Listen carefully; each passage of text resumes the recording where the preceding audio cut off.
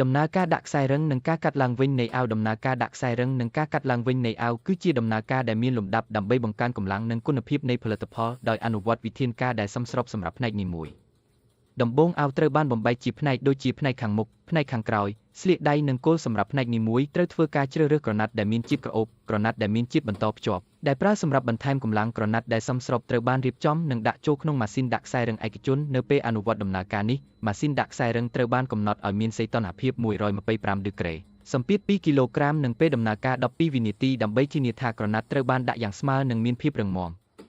បន្ទាប់ពីការដាក់ខ្សែរឹងបានសម្រេចដើម្បីឲ្យដំណើរការបន្តទៅដំណាក់កាលបន្ទាប់យ៉ាងរលូនគ្រប់ផ្នែកនីមួយត្រូវបានដាក់ក្រដាសម៉ាកសម្រាប់រៀបចំការកាត់ឡើងវិញក្រដាសម៉ាកនេះមានបន្ទាត់និងសញ្ញាដែលត្រូវការសម្រាប់ដំណើរការកាត់ក្រោយដើម្បីជាកម្មវិធីណែនាំក្នុងការកាត់ផ្នែកឲ្យត្រឹមត្រូវ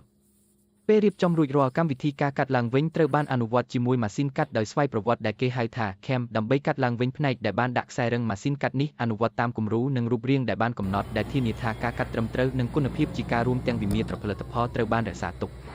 បន្ថែមពីនេះការកែម្អផ្នែកថង់ក៏មានការបញ្ចូលយុទ្ធសាស្ត្រប្រកបដោយច្នៃប្រឌិតផងដែរដោយប្រើឧបករណ៍ឯកជនដែលមានឈ្មោះថា Bochaco នោះត្រូវដាក់សញ្ញាលើខ្សែកាត់ដើម្បីបញ្ជាក់ទីតាំងត្រឹមត្រូវនៃថង់និងបណ្ដែតចន្លោះសម្រាប់ការគូសជាបន្ទាត់ស្វ័យប្រវត្តិនៅក្នុងដំណើរការក្រវ៉ាត់ក្រោយនេះនាំឲ្យផលិតផលដែលទទួលបាននៅដំណើរការក្រវ៉ាត់មានលទ្ធផលប្រណិតនិងល្អឥតខ្ចោះ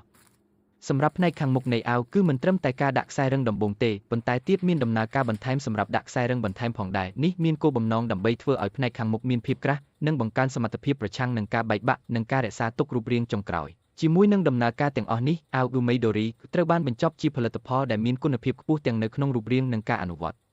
ដោយរង្វង់ដំណើរការទាំងនេះអាវមិនត្រឹមតែត្រូវបានកែទម្រង់ឡើងវិញទេប៉ុន្តែក៏ទទួលបានកម្លាំងដែលចាំបាច់សម្រាប់ផ្នែកនីមួយតាមរយៈការដាក់ខ្សែរឹងក៏ដោយការកាត់ឡើងវិញការដាក់ក្រដាសម៉ាកនិងការបន្ថែមដាក់ខ្សែរឹងការបញ្ចប់នៃផលិតផលត្រូវបានធ្វើឲ្យមានភាពប្រណិតនៅរាល់លម្អិតលើសពីនេះដំណើរការដូចគ្នានេះនិងការកែតម្រូវលម្អិតត្រូវបានអនុវត្តនៅក្នុងការផលិតសម្លៀកបំពាក់ផ្សេងផងដែរដើម្បីជាធាតុសំខាន់ក្នុងការបំបែកផលិតផលនិងបង្កើនតម្លៃបន្ថែម